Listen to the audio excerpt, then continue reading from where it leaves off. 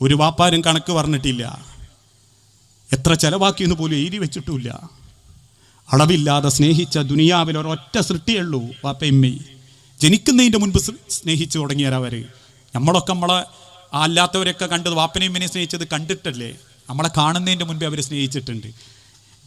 എൻ്റെ ഭാര്യ ഗർഭിണിയായ ആ സെക്കൻഡ് മുതൽ ഞാൻ കാത്തിരിക്കുക. എൻ്റെ മോന് അവൾക്ക് വേണ്ടതൊക്കെ ഞാൻ ചെയ്തു കൊടുക്കുമ്പോൾ എൻ്റെ മനസ്സിലുള്ളത് എൻ്റെ മക്കൾക്ക് ആരോഗ്യത്തോടെ ഉണ്ടാവണം എന്നാ, അവർ സന്തോഷത്തിൽ ജീവിക്കണം എന്നാ.